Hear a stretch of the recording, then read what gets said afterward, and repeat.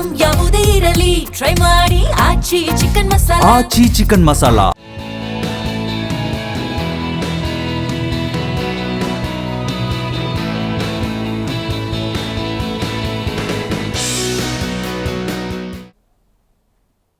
ನಮಸ್ಕಾರ, ಅಖಂಡ ಜ್ಯೋತಿಷ್ಯ ವಿಶೇಷ ಕಾರ್ಯಕ್ರಮಕ್ಕೆ ಸ್ವಾಗತ. ನಾನು ಸುನಿಧಿ ಮಂಜುನಾಥ್. ಇವತ್ತಿನ ಕಾರ್ಯಕ್ರಮದಲ್ಲಿ ಮಂತ್ರಶಕ್ತಿಯ ರಹಸ್ಯಗಳೇನು ಅನ್ನೋದನ್ನು ಮಾತಾಡ್ತಾ ಹೋಗೋಣ.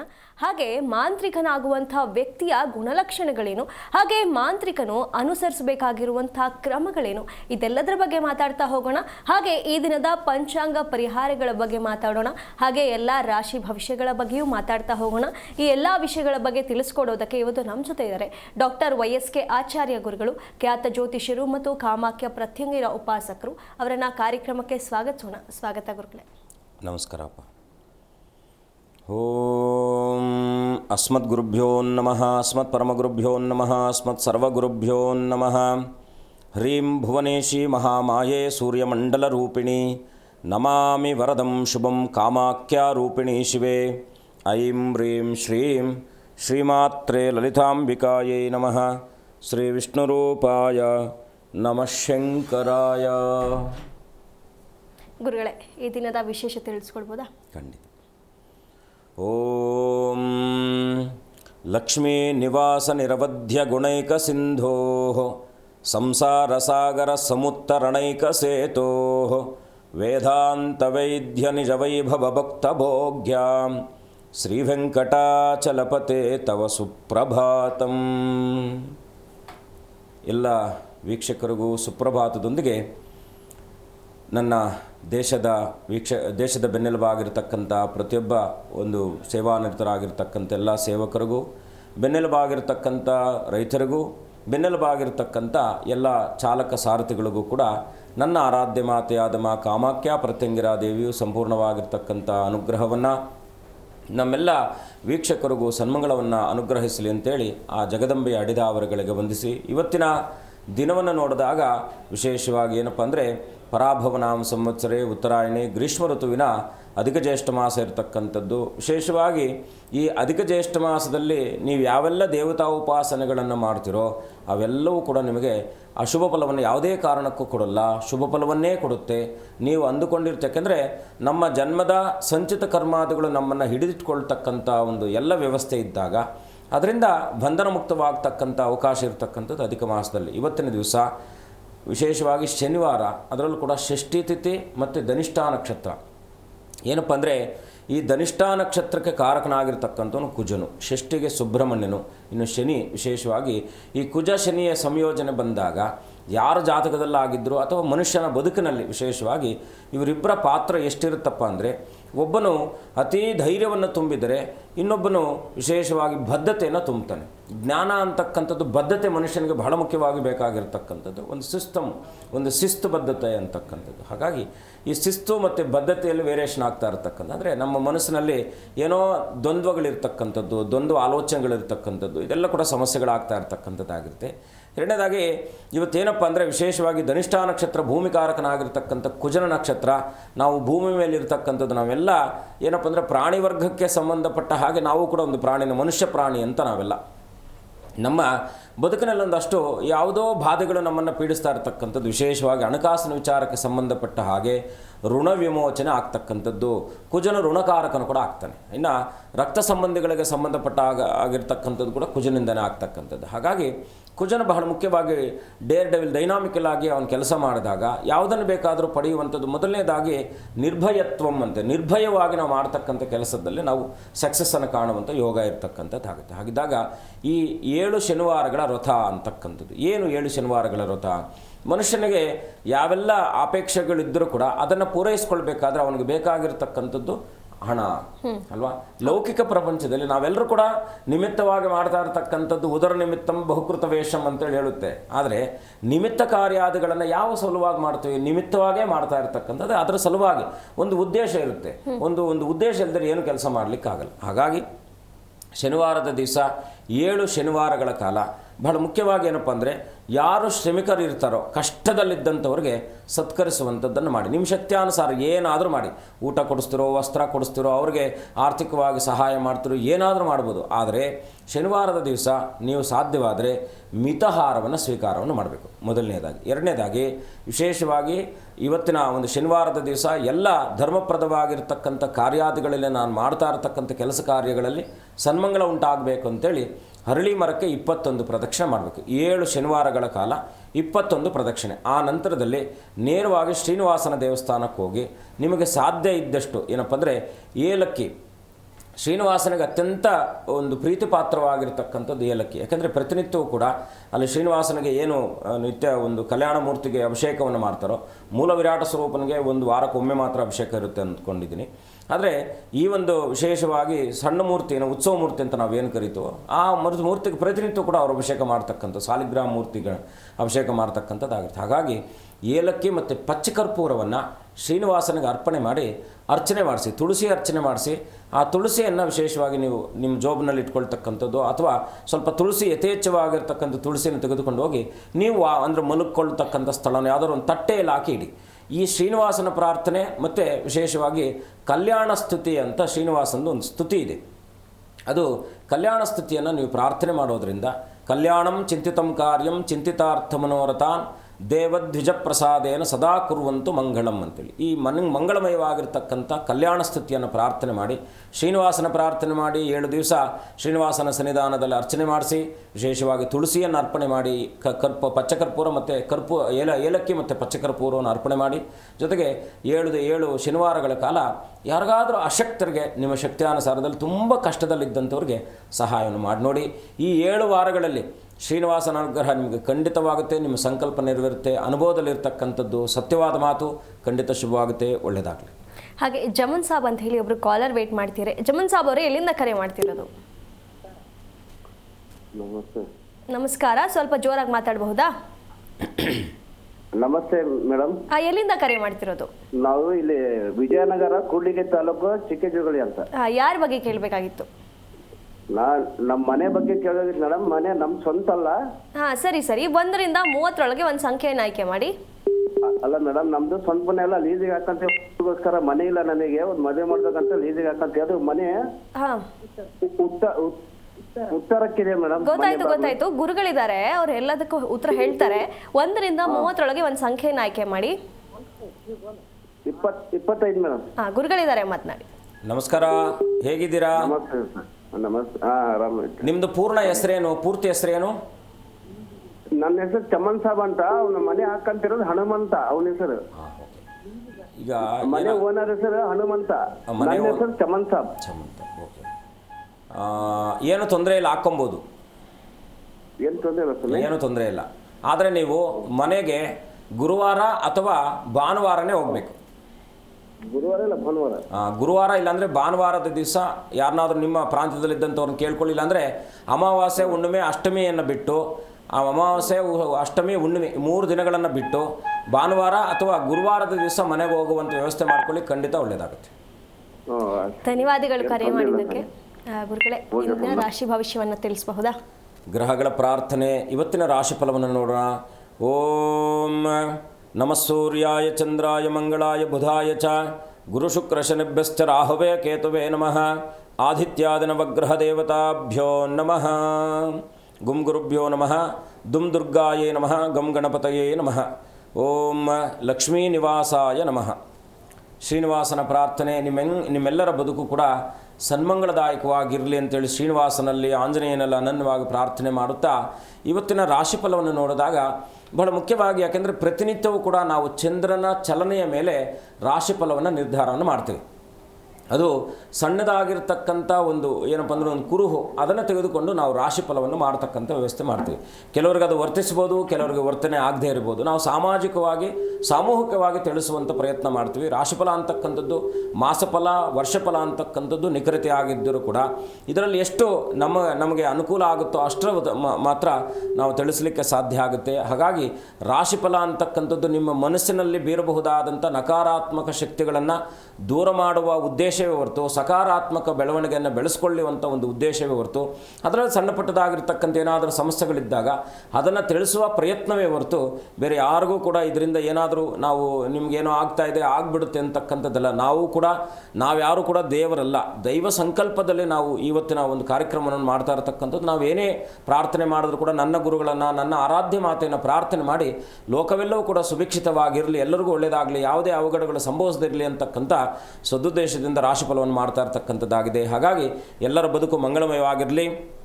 ಮೊದಲನೇದಾಗಿ ಮೇಷರಾಶಿಯ ಫಲವನ್ನು ನೋಡಿದಾಗ ಸರ್ಕಾರದಿಂದ ಲಾಭ ಆಗ್ತಕ್ಕಂಥದ್ದು, ಸಂಪತ್ತಿನಲ್ಲಿ ವೃದ್ಧಿ ಆಗುತ್ತೆ. ಇವತ್ತಿನ ದಿವಸ ಸ್ತ್ರೀಯರಿಂದ ಸಹಕಾರ ಸಿಗ್ತಕ್ಕಂಥದ್ದಾಗಿರುತ್ತೆ. ಸ್ವಲ್ಪ ವಿರೋಧಿಗಳೊಟ್ಟಿಗೂ ಕೂಡ ಇದ್ದಂಥ ಮನಸ್ತಾಪಗಳು ದೂರ ಆಗ್ತಕ್ಕಂಥ ಎಲ್ಲ ಯೋಗ ಇರ್ತಕ್ಕಂಥದ್ದಾಗಿರುತ್ತೆ. ಮೌನವಾಗಿ ನಿಮ್ಮ ಎಲ್ಲ ಕೆಲಸಗಳನ್ನು ಕೂಡ ಇವತ್ತಿನ ದಿವಸ ಅನುಗ್ರಹರಹಿತವಾಗಿ ಪ್ರಾರ್ಥನೆಯನ್ನು ಮಾಡಬೇಕಾದರೆ ಆಂಜನೇಯನ ಪ್ರಾರ್ಥನೆ, ಆಂಜನೇಯನ ದರ್ಶನ ಮಂಗಳಮಯವಾಗುತ್ತೆ. ಮುಂದಿನ ರಾಶಿ ವೃಷಭ ರಾಶಿ. ಸಂಧಾನದಲ್ಲಿ ಸಫಲತೆಯನ್ನು ಕಾಣ್ತಕ್ಕಂಥದ್ದಾಗಿರುತ್ತೆ. ವ್ಯಾಪಾರ ಅಭಿವೃದ್ಧಿ ಆಗ್ತಕ್ಕಂಥದ್ದು, ರಾಜಕೀಯ ವ್ಯಕ್ತಿಗಳಿಗೆ ಅನುಕೂಲಕರವಾಗಿರ್ತಕ್ಕಂಥದ್ದು. ಗುರುಗಳ ದರ್ಶನವನ್ನು ಮಾಡಿ ವೃಷಭ ರಾಶಿಯವರು ಇವತ್ತಿನ ದಿವಸ ಲಕ್ಷ್ಮೀ ವೆಂಕಟರಮಣನ ದರ್ಶನ, ಲಕ್ಷ್ಮೀ ಶ್ರೀನಿವಾಸನ ಪ್ರಾರ್ಥನೆ ಮಂಗಳಮಯವಾಗ್ತಕ್ಕಂಥದ್ದಾಗಿರುತ್ತೆ. ಮುಂದಿನ ರಾಶಿ ಮಿಥುನ ರಾಶಿ. ಸ್ನೇಹಿತರಿಂದ ಸಹಕಾರ ಸಿಗ್ತಕ್ಕಂಥದ್ದಾಗಿರುತ್ತೆ. ಸ್ವಲ್ಪ ದೂರದ ಪ್ರಯಾಣ ಮಾಡುವಂತಹ ಸುಯೋಗ, ಹೈನುಗಾರಿಕೆಯಲ್ಲಿ ಲಾಭ ಆಗ್ತಕ್ಕಂಥದ್ದಾಗಿರುತ್ತೆ. ಇವತ್ತಿನ ದಿವಸ ಧಾರ್ಮಿಕ ಕ್ಷೇತ್ರಗಳಿಗೆ ತೆರಳುವಂತಹ ಸುಯೋಗ ಇರ್ತಕ್ಕಂಥದ್ದು ಮಿಥುನ ರಾಶಿಯವರಿಗೆ. ಗುರುಗಳ ದರ್ಶನ, ವಿಶೇಷವಾಗಿ ರಾಮಚಂದ್ರನ ಪ್ರಾರ್ಥನೆ, ರಾಮಚಂದ್ರನ ದರ್ಶನ ಮಂಗಳಮಯವಾಗ್ತಕ್ಕಂಥದ್ದಾಗಿರುತ್ತೆ. ಮುಂದಿನ ರಾಶಿ ಕಟಕರಾಶಿ. ಸ್ವಲ್ಪ ದಾಯಾದಿಗಳೊಟ್ಟಿಗೆ ಮನಸ್ತಾಪಗಳು ಬರ್ತಕ್ಕಂಥದ್ದಾಗಿರುತ್ತೆ. ವಿದ್ಯಾರ್ಥಿಗಳಿಗೆ ಲಾಭ ಆಗ್ತಕ್ಕಂಥದ್ದು. ಪಿತ್ರಾರ್ಜಿತ ಆಸ್ತಿಗಳ ಆ ಒಂದು ವಿಚಾರದಲ್ಲಿ ಏನಾದರೂ ಕೂಡ ಸಣ್ಣ ಪುಟ್ಟದಾಗಿರ್ತಕ್ಕಂಥ ಮಾನಸಿಕ ಒತ್ತಡ ಬರಬಹುದಾಗಿರ್ತಕ್ಕಂಥದ್ದು. ಸ್ವಲ್ಪ ಜೂಜು ಈ ರೀತಿಯಾಗಿರ್ತಕ್ಕಂಥ ಒಂದು ಹಣಕಾಸಿನ ವಿಚಾರದಲ್ಲಿ ಸಾಕಷ್ಟು ಜಾಗ್ರತೆ ವಹಿಸಿ, ಧನ ನಷ್ಟ ಆಗ್ತಕ್ಕಂಥದ್ದಾಗಿರುತ್ತೆ. ಹಾಗಾಗಿ ಕಟಕರಾಶಿಯವರು ವಿಶೇಷವಾಗಿ ಹಣಕಾಸಿನ ವಿಚಾರದಲ್ಲಿ ಜಾಗ್ರತೆ ವಹಿಸಿ ಉಳಿದೆಲ್ಲ ಕೆಲಸ ಕಾರ್ಯಾದಿಗಳು ಕೂಡ ಸಫಲತೆಯನ್ನು ಕಾಣ್ತಕ್ಕಂಥದ್ದಾಗಿರುತ್ತೆ. ಇವತ್ತಿನ ದಿವಸ ವಿಶೇಷವಾಗಿ ಕುಲದೇವರ ಪ್ರಾರ್ಥನೆ, ಮಹಾವಿಷ್ಣುವಿನ ದರ್ಶನ, ಮಹಾವಿಷ್ಣುವಿನ ಪ್ರಾರ್ಥನೆ ಮಂಗಳಮಯವಾಗ್ತಕ್ಕಂಥದ್ದಾಗುತ್ತೆ. ರಾಮಚಂದ್ರಯ್ಯ ಅಂತ ಹೇಳಿ ಒಬ್ರು ಕಾಲರ್ ವೇಟ್ ಮಾಡ್ತಿದ್ದಾರೆ. ರಾಮಚಂದ್ರಯ್ಯ ಅವರೇ ಎಲ್ಲಿಂದ ಕರೆ ಮಾಡ್ತಿರೋದು? ಕರೆ ಕಟ್ಟಾಗಿದೆ. ಗುರುಗಳೇ, ರಾಶಿ ಫಲಗಳನ್ನು ಮುಂದುವರಿಸಬಹುದು. ಮುಂದಿನ ರಾಶಿ ಸಿಂಹರಾಶಿ. ಸಿಂಹರಾಶಿಯನ್ನು ಇವತ್ತಿನ ದಿವಸ ವಿದೇಶಿ ಪ್ರಯಾಣಕ್ಕೆ ಸಂಬಂಧಪಟ್ಟ ಹಾಗೆ ಏನಾದರೂ ವಿಳಂಬಗಳಾಗ್ತಾ ಇದ್ದಂಥವ್ರಿಗೆ ಅನುಕೂಲ ಆಗ್ತಕ್ಕಂಥದ್ದಾಗಿರುತ್ತೆ. ಕ್ರೀಡಾಪಟುಗಳಿಗೆ ಲಾಭ ಆಗ್ತಕ್ಕಂಥದ್ದು, ಸಂತಾನಕ್ಕೆ ಸ್ವಲ್ಪ ಸಮಸ್ಯೆ ಇರತಕ್ಕಂಥದ್ದಾಗಿರುತ್ತೆ. ಪ್ರಯತ್ನದಲ್ಲಿ ವಿಫಲತೆ ಕಾಣ್ತಕ್ಕಂಥದ್ದಾಗಿರುತ್ತೆ. ಮಹಾವಿಷ್ಣುವಿನ ಪ್ರಾರ್ಥನೆ, ಕೃಷ್ಣನ ದರ್ಶನ, ಕೃಷ್ಣನ ಪ್ರಾರ್ಥನೆ ಮಾಡಿ ನಿಮ್ಮ ಸಂತಾನಕ್ಕೆ ಸಂಬಂಧಪಟ್ಟ ವಿಚಾರದಲ್ಲಿ ಮುಂದುವರಿಯತಕ್ಕಂಥದ್ದು ಖಂಡಿತ ಶುಭವಾಗ್ತಕ್ಕಂಥದ್ದಾಗಿರುತ್ತೆ. ಸಿಂಹರಾಶಿಯವರು ಇವತ್ತಿನ ದಿವಸ ಕುಲದೇವರ ಪ್ರಾರ್ಥನೆ, ಮಹಾವಿಷ್ಣುವಿನ ಪ್ರಾರ್ಥನೆ ಮಂಗಳಮಯವಾಗುತ್ತೆ. ಮುಂದಿನ ರಾಶಿ ಕನ್ಯಾ ರಾಶಿ. ಸಹಕಾರ ಕ್ಷೇತ್ರದಲ್ಲಿದ್ದಂಥವ್ರಿಗೆ ಸನ್ಮಂಗಳಾಗ್ತಕ್ಕಂಥದ್ದಾಗಿರುತ್ತೆ. ರಾಜತಾಂತ್ರಿಕರಿಗೆ ಸ್ವಲ್ಪ ಒತ್ತಡ ಇರತಕ್ಕಂಥದ್ದು, ಸ್ವಲ್ಪ ಮನೆಯಲ್ಲಿ ತಂದೆಯ ಆರೋಗ್ಯದಲ್ಲಿ ಏನಾದರೂ ಕೂಡ ಸಣ್ಣ ಪುಟ್ಟದಾಗಿರ್ತಕ್ಕಂಥ ಒಂದು ಆರೋಗ್ಯದ ಸಮಸ್ಯೆಗಳು ಬರಬಹುದಾಗಿರ್ತಕ್ಕಂಥದ್ದಾಗಿರುತ್ತೆ. ಕನ್ಯಾ ರಾಶಿಯವರು ಇವತ್ತಿನ ದಿವಸ ಕುಲದೇವರ ಪ್ರಾರ್ಥನೆ ಮಾಡ್ಕೊಳ್ಳಿ. ವಿಶೇಷವಾಗಿ ಲಕ್ಷ್ಮೀ ವೆಂಕಟರಮಣನ ದರ್ಶನವೆಂತು ಸನ್ಮಂಗಳವಾಗ್ತಕ್ಕಂಥದ್ದಾಗಿರುತ್ತೆ. ವಿಶೇಷವಾಗಿ ದರ್ಶನ ಮಾಡುವಂಥ ವ್ಯವಸ್ಥೆಯನ್ನು ಮಾಡ್ಕೊಳ್ಳಿ. ಮುಂದಿನ ರಾಶಿ ತುಲಾರಾಶಿ. ತಂದೆ ಮಕ್ಕಳ ಮಧ್ಯದಲ್ಲಿ ಏನಾದರೂ ಕೂಡ ಸಾಮರಸ್ಯದ ಕೊರತೆ, ಏನೋ ಒಂದು ವಿಚಾರ ಮಾತಾಡಿರ್ತೀರ, ಅದೇನೋ ಇನ್ನೊಂದು ರೀತಿಯಾಗಿ ಆ ಇಬ್ಬರ ಮಧ್ಯದಲ್ಲಿ ಏನಾದರೂ ಕೂಡ ಮಾನಸಿಕವಾಗಿರ್ತಕ್ಕಂಥ ಮಾತಿನ ಒತ್ತಡ ಆಗ್ತಕ್ಕಂಥದ್ದಾಗಿರುತ್ತೆ. ಸ್ವಲ್ಪ ಎಚ್ಚರ ವಹಿಸಿ. ವಿದ್ವಾಂಸರಿಗೆ ಸನ್ಮಂಗಳವಾಗ್ತಕ್ಕಂಥದ್ದಾಗಿರುತ್ತೆ. ಭೂ ವ್ಯವಹಾರಾದಿಗಳಲ್ಲೂ ಕೂಡ ಲಾಭ ಆಗ್ತಕ್ಕಂಥದ್ದು ಅಥವಾ ಅದರಲ್ಲಿರ್ತಕ್ಕಂಥ ವಿಘ್ನಾದಿಗಳು ನಿವೃತ್ತಿ ಆಗ್ತಕ್ಕಂಥದ್ದಾಗಿರುತ್ತೆ. ಇವತ್ತಿನ ದಿವಸ ವಿವೇಕಯುತವಾಗಿರ್ತಕ್ಕಂಥ ಮನಸ್ಸಿನ ಆಲೋಚನೆಯನ್ನು ಬದಲಾಯಿಸಿಕೊಂಡಾಗ ತುಲಾರಾಶಿಯವರಿಗೆ ಸನ್ಮಂಗಳವಾಗ್ತಕ್ಕಂಥದ್ದು. ವಿಶೇಷವಾಗಿ ಇವತ್ತಿನ ದಿವಸ ಲಕ್ಷ್ಮೀ ವೆಂಕಟರಮಣನ ದರ್ಶನ ಮಾಡಿ, ಪಾರ್ವತಿ ಪರಮೇಶ್ವರರ ದರ್ಶನ ಮಂಗಳಮಯವಾಗ್ತಕ್ಕಂಥದ್ದಾಗಿರುತ್ತೆ. ಮುಂದಿನ ರಾಶಿ ವೃಶ್ಚಿಕ ರಾಶಿ. ಅನವಶ್ಯಕವಾದಂಥ ವೆಚ್ಚ, ಏನೋ ನೀವು ಅಂದ್ಕೊಂಡಿರ್ತಕ್ಕಂಥ ರೀತಿಯಲ್ಲಿ ನಡೆದೇ ಇರತಕ್ಕಂಥ ಒಂದು ಖರ್ಚು ಅಂತಕ್ಕಂಥದ್ದು ಹಣಕಾಸಿನ ವಿಚಾರದಲ್ಲಿ ಸ್ವಲ್ಪ ಹೆಚ್ಚಿನ ಒಂದು ಜಾಗೃತೆಯನ್ನು ವಹಿಸಿ. ತರ್ಕಶಾಸ್ತ್ರಜ್ಞರಿಗೆ ಇವತ್ತಿನ ದಿವಸ ಲಾಭ ಆಗ್ತಕ್ಕಂಥದ್ದು. ಸ್ತ್ರೀಯರಿಂದ ಸಹಕಾರ ಸಿಗ್ತಕ್ಕಂಥದ್ದಾಗಿರುತ್ತೆ. ವೃದ್ಧರಿಗೆ ಇವತ್ತಿನ ದಿವಸ ಸನ್ಮಾನ ಮಾಡುವಂಥದ್ದು, ವೃದ್ಧರ ಮಾರ್ಗದರ್ಶನವನ್ನು ನೀವು ಪಡ್ಕೊಳ್ತಕ್ಕಂಥದ್ದು, ವೃದ್ಧರನ್ನು ಪಾದಮುಟ್ಟಿ ನಮಸ್ಕಾರ ಮಾಡ್ತಕ್ಕಂಥದ್ದು, ಈ ರೀತಿಯಾಗಿ ಹಿರಿಯ ವೃದ್ಧರ ಆಶೀರ್ವಾದವನ್ನು ಪಡ್ಕೊಳ್ತಕ್ಕಂಥದ್ದು ವೃಶ್ಚಿಕ ರಾಶಿಯವರಿಗೆ ಇವತ್ತಿನ ದಿವಸ ಮಂಗಳಮಯವಾಗ್ತಕ್ಕಂಥದ್ದಾಗಿರುತ್ತೆ. ಇವತ್ತಿನ ದಿವಸ ಆಂಜನೇಯನ ದರ್ಶನ, ಆಂಜನೇಯನ ಪ್ರಾರ್ಥನೆ ಮಂಗಳಮಯವಾಗ್ತಕ್ಕಂಥದ್ದಾಗುತ್ತೆ. ಶಾರದಾ ಅಂತ ಹೇಳಿ ಒಬ್ರು ಕಾಲರ್ ವೇಟ್ ಮಾಡ್ತಿದ್ದಾರೆ. ಶಾರದಾ ಅವರೇ, ಯಾರ ಬಗ್ಗೆ ಕೇಳಬೇಕಾಗಿತ್ತು? ನಮ್ಮ ಮಗನ ಬಗ್ಗೆ ಕೇಳಕಾಯ್ತು ಮೇಡಮ್. 1 ರಿಂದ 30 ಒಂದು ಸಂಖ್ಯೆಯನ್ನು ಆಯ್ಕೆ ಮಾಡಿ. 19. ಗುರುಗಳಿದ್ದಾರೆ, ಮಾತನಾಡಿ. ತಾಯಿ ನಮಸ್ಕಾರಮ್ಮ. ನಮಸ್ಕಾರ ಸ್ವಾಮಿ. ಹೇಗಿದ್ದೀರಾ? ಚೆನ್ನಾಗಿದ್ರಿ ಸ್ವಾಮಿ, ನೀವು ಚೆನ್ನಾಗಿದ್ದೀರಾ? ಚೆನ್ನಾಗಿದ್ದೀನಿ ತಾಯಿ. ತಾಯಿ ಒಳ್ಳೇದು ಮಾಡಲಿ. ಅಮ್ಮ, ಏನು ನಿಮ್ಮ ಸಂಕಲ್ಪ ಪ್ರಶ್ನೆ? ನಮ್ಮ ಮಗ ಕನ್ಯಾ ನೋಡ್ತಾ ಇದ್ವಿ ಸ್ವಾಮಿ. ನಾವು ಒಂದು ಅನ್ಕೊಂಡಿದ್ವಿ, ಹೆಸರು ಪೂರ್ಣ ಹೇಳಲ್ಲ ಸ್ವಾಮಿ.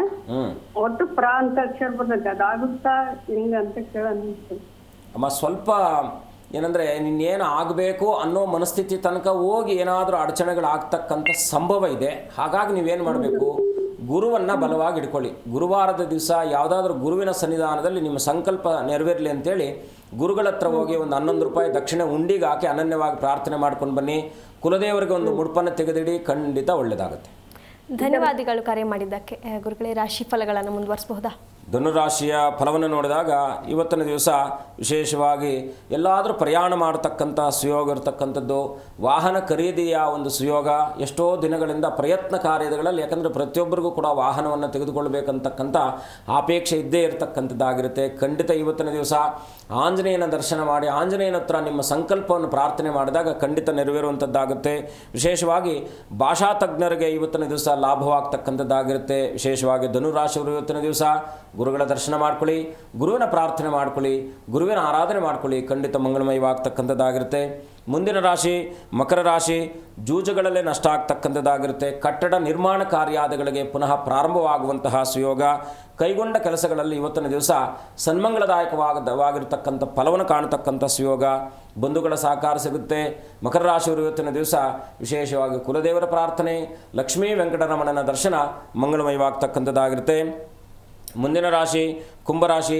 ಭೂ ವ್ಯವಹಾರಾದಿಗಳಲ್ಲಿ ಸ್ವಲ್ಪ ಹಿನ್ನಡೆ ಆಗ್ತಕ್ಕಂಥದ್ದು. ಸ್ವಲ್ಪ ವಿಶೇಷವಾಗಿ ಏನಪ್ಪ ಅಂದರೆ ನೀವೇನೋ ಅಂದುಕೊಂಡಿದ್ದಂಥ ಕೆಲಸದಲ್ಲಿ ಹಿನ್ನಡೆ ಆಗ್ತಾ ಇರತಕ್ಕಂಥದ್ದಾಗಿರುತ್ತೆ.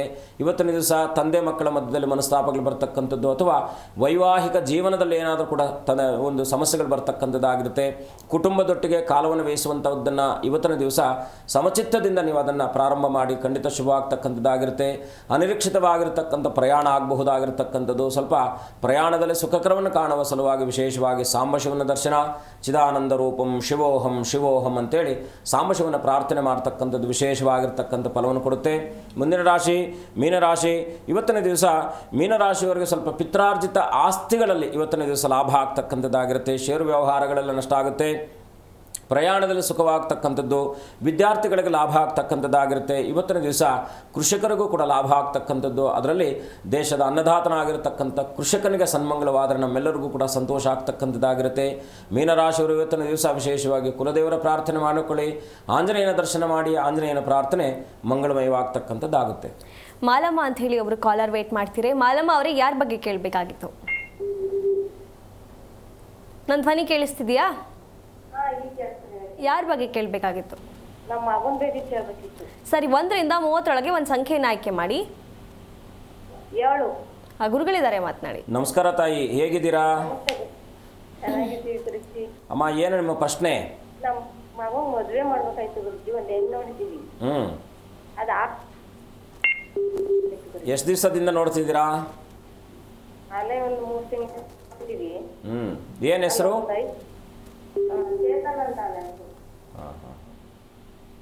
ಮನೆ ದೇವ್ರು ಯಾರಮ್ಮ? ಲಕ್ಷ್ಮೀ ರಂಗನಾಥ ಗುರುಜಿ. ರಂಗನಾಥನು. ಓಕೆ. ಸರಸಿಜನಯನೇ ಸಶಂಕ ಚಕ್ರಕರ್ಣ ಆಗಿರ್ತಕ್ಕಂಥ ರಂಗನಾಥನು. ಅಮ್ಮ, ನವಂಬರ್ ನಂತರ ನಿಮಗೆ ಅನುಕೂಲ ಅಂತಕ್ಕಂಥದ್ದು ತೋರಿಸ್ತಾ ಇದೆ. ಆದರೂ ಪ್ರಯತ್ನ ಮಾಡಿ, ಖಂಡಿತ ಚಿಂತೆ ಇಲ್ಲ. ಯಾಕಂದರೆ ನಿಮಗೆ ಅನುಕೂಲ ಆಗುವಂಥ ಎಲ್ಲ ವ್ಯವಸ್ಥೆ ಇದೆ. ಒಂದೊಮ್ಮೆ ಕುಲದೇವರ ಪ್ರಾರ್ಥನೆ ಮಾಡ್ಕೊಳ್ಳಿ.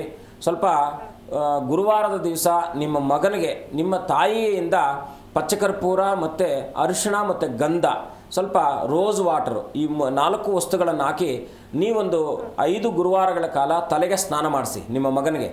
ಆಯಿತಾ? 5 ಗುರುವಾರಗಳ ಕಾಲ ತಲೆಗೆ ತಾಯಿಯಿಂದ ಸ್ನಾನ ಮಾಡಿಸ್ಕೊಂಡ್ರೆ ಇರ್ತಕ್ಕಂಥ ದೋಷ ಪರಿಹಾರ ಆಗುತ್ತೆ. ನಮ್ಮ ತಾಯಿಯಿಂದ ಯಾರು ಆ ಮಗುವಿನ ತಾಯಿಯಿಂದ. ತಾಯಿ ಇಲ್ಲ ಅಂದರೆ ಅಕ್ಕನ ಸಮಾನಳಾಗಿರ್ತಕ್ಕಂಥವಳು ಅಕ್ಕ ಮಾಡ್ಬೋದು. ಯಾಕಂದರೆ ಯಾರಾದರೂ ಕೂಡ ತಾಯಿ ಸಮಾನರಾದಂಥವರಲ್ಲಿ ಗುರುವಾರದ ದಿವಸ, ಯಾಕಂದರೆ ಗುರುವಾರದ ದಿವಸ ವಿಶೇಷವಾಗಿ ಈ ಒಂದು ಸ್ನಾನ ಮಾಡೋದ್ರಿಂದ ನಿಮಗೆ ಅವರ ಭೌತಿಕವಾದಂಥ, ಅಂದರೆ ಅವರ ಜನ್ಮಜಾತಕದಲ್ಲಿರ್ತಕ್ಕಂಥ ದೋಷಾದಿಗಳು ಪರಿಹಾರ ಆಗುತ್ತೆ, ಸನ್ಮಂಗಳವಾಗುತ್ತೆ. ಗುರುವಿನ ಪ್ರಾರ್ಥನೆ, ಕುಲದೇವರ ಪ್ರಾರ್ಥನೆ ಜೊತೆಗೆ 5 ಗುರುವಾರಗಳ ಕಾಲ ವಿಶೇಷವಾಗಿ ಸ್ನಾನ ಮಾಡಿ ಖಂಡಿತ ಒಳ್ಳೆಯದಾಗ್ತಕ್ಕಂಥದ್ದಾಗುತ್ತೆ. ಧನ್ಯವಾದಗಳು ಕರೆ ಮಾಡಿದ್ದಕ್ಕೆ. ಗುರುಗಳೇ, ಇವತ್ತಿನ ವಿಷಯದ ಬಗ್ಗೆ ಮಾರೋದಾದರೆ ಮಂತ್ರಶಕ್ತಿಯ ರಹಸ್ಯಗಳೇನು ಗುರುಗಳೇ? ಬಹಳ ಮುಖ್ಯವಾಗಿ ಮಂತ್ರ ಅಂದರೆ ಏನು? ಮನನಂ ತ್ರಾಯತೈತಿ ಮಂತ್ರ. ಅಂದರೆ ದೈವಾಧೀನಂ ಜಗತ್ಸರ್ವಂ ಮಂತ್ರಾಧೀನಂತು ದೈವತ ಅಂತ. ಈ ಜಗತ್ತೆಲ್ಲ ಭಗವಂತನ ಅಧೀನದಲ್ಲಿದ್ದರೆ ಭಗವಂತ ಮಂತ್ರದ ಅಧೀನದಲ್ಲಿ ಇರ್ತಾನಂತೆ. ಹಾಗಾಗಿ ಮನನಂ ತ್ರಾಯತೆ ಇತಿ ಮಂತ್ರ. ಪುನಃ ಮಂತ್ರವನ್ನು ಹೀಗೆ ನಾವು ಶಂಕರ ಭಾಗವತರು ಹೇಳಿದ ಹಾಗೆ ಪುನರಪಿ ಜನನಂ ಪುನರಪಿ ಮರಣಂ ಪುನರಪಿ ಜನನೇ ಜಠರೇ ಶಯನಂ ಅಂತೇಳಿ ಮಂತ್ರ ಅಂತಕ್ಕಂಥದ್ದು ಪುನಃ ಉಚ್ಚಾರವನ್ನು ಮಾಡ್ತಾ ಇರತಕ್ಕಂಥದ್ದಕ್ಕೆ ಮಂತ್ರ ಅಂತ ಕರಿತೀವಿ. ಮಂತ್ರಕ್ಕೊಂದು ಶಕ್ತಿ ಇದೆ. ಅದರಲ್ಲಿ ಬಹಳ ಮುಖ್ಯವಾಗಿ ನಾವು ಬ್ರಹ್ಮದೇವನಿಗೆ ಸಾಕ್ಷಾತ್ ಬ್ರಹ್ಮದೇವನ ಬಾಯಿಂದ ಬಂದಿರತಕ್ಕಂಥದ್ದು ಮಂತ್ರ, ಈ ವಾಕ್ಯ ಅಂತ ನಾವೇನು ಕರಿತೀವಿ. ಇದಕ್ಕೆ ಈ ಬ್ರಹ್ಮದೇವನಿಗೆ ಉಪದೇಶಿಸಿದವನು ಯಾರಪ್ಪ ಅಂದರೆ ಸಾಕ್ಷಾತ್ ಪರಮೇಶ್ವರ. ಬ್ರಹ್ಮನಿಗೆ ಉಪದೇಶವನ್ನು ಮಾಡಿದಂಥದ್ದು ಸಾಕ್ಷಾತ್ ಪಂಚಭೂತ ಅಧಿಪತಿ ಆಗಿರ್ತಕ್ಕಂಥ ಭೂತನಾಗಿರ್ತಕ್ಕಂಥ ಪರಮೇಶ್ವರನು ಬ್ರಹ್ಮನಿಗೆ ಉಪದೇಶವನ್ನು ಮಾಡ್ತಾನೆ. ಬ್ರಹ್ಮನ ಬಾಯಿಂದ ಬಿದ್ದಂಥ ವಾಕ್ಯವೇ ಮಂತ್ರ. ಈ ಮಂತ್ರ ಅಂತಕ್ಕಂಥದ್ದು ಮನಸ್ಸಿನಲ್ಲಿ ಪುನಃ ಮನನಂ ತ್ರಾಯತೆ ಅಂದರೆ ಅದನ್ನು ಮತ್ತೆ ಎಣಿಸ್ತಾ ಅದು ಮಂತ್ರವಾಗಿ ಮಾರ್ಪಡುತ್ತೆ. ಅಂದರೆ ನಮಗೆ ಒಂದು ದೇಹಕ್ಕೆ ಒಂದು ಶಕ್ತಿ ಬೇಕು, ಆಧಾರ ಶಕ್ತಿ ಇಲ್ಲದೆ ಇದ್ದರೆ ದೇಹ ನಿಲ್ಲಕ್ಕೆ ಸಾಧ್ಯ ಇಲ್ಲ. ಅದಕ್ಕೆ ನಾವು ಹ್ಯುಮಿನಿಟಿ ಅಂತ ನಾವು ಕರಿತೀವಿ. ಹಾಗೆ ಮನುಷ್ಯನಿಗೆ ಒಂದು ಶಕ್ತಿ ತುಂಬುವಂಥದ್ದು ದೈವಿಕವಾಗಿ ಆಧ್ಯಾತ್ಮಿಕವಾಗಿ ಅವನ ಬದುಕನ್ನು ಇನ್ನಷ್ಟು ಉನ್ನತ ಸ್ಥಿತಿಗೆ ಕರ್ಕೊಂಡು ಹೋಗ್ತಕ್ಕಂಥ ಶಕ್ತಿ ಅವನ ನಂಬಿಕೆ. ಅದರಲ್ಲಿ ಬ್ರಹ್ಮಚರ್ಯ ಅಂತ ಕರಿತೀವಿ. ಬ್ರಹ್ಮಚರ್ಯ ಅಂದರೆ ಏನು? ಅದರಲ್ಲಿ ನಾವು ಲೌಕಿಕವಾಗಿ ಆಲೋಚನೆ ಮಾಡ್ತಕ್ಕಂಥ ಪದ್ಧತಿ ಬೇರೆ ಆದರೂ ಕೂಡ ಬ್ರಹ್ಮಚರ್ಯ ಅಂದರೆ ಒಂದು ದಂಡವಾಗಿ, ಈಗ ಫಾರ್ ಎಕ್ಸಾಂಪಲ್ ನಮ್ಮ ಯತಿಗಳ ಸಮೀಪದಲ್ಲಿ ಈಗ ಗುರುಗಳು ಅಂತ ನಾವು ಪೀಠಾಧಿಪತಿಗಳ ಹತ್ರ ಒಂದು ದಂಡ ಇರುತ್ತೆ, ಅದು ನಿಗ್ರಹವಾಗಿರ್ತಕ್ಕಂಥದ್ದು ಅಂತ. ಆ ಕೈಯಲ್ಲಿ ದಂಡ ಇಟ್ಕೊಂಡ್ರೆ ಈ ಜಗತ್ತೆಲ್ಲ ಅವರ ವಶದಲ್ಲಿ ಇರುತ್ತೆ. ಅವರು ಎಲ್ಲವನ್ನೂ ನಿಗ್ರಹ ಮಾಡ್ಕೊಳ್ತಾರೆ. ಏನೇ ಕಷ್ಟ ಬಂದರೂ ದುಃಖ ಬಂದರೂ ಸುಖ ಬಂದರೂ ಎಲ್ಲವನ್ನು ಕೂಡ ಸಮಚಿತ್ತದಿಂದ ನೋಡ್ತಕ್ಕಂಥದ್ದನ್ನು ಅವರಿಗೆ ಆ ದಂಡ ಅಂತಕ್ಕಂಥದ್ದು ಕೊಡ್ತಕ್ಕಂಥ. ಅದರಲ್ಲಿ ತ್ರಿದಂಡಿ ಏನೇನೋ ಇದೆ, ದಂಡಗಳಲ್ಲಿ ಸಾಕಷ್ಟು ವಿಧಾನಗಳು ಇರ್ತಕ್ಕಂಥದ್ದಿದೆ.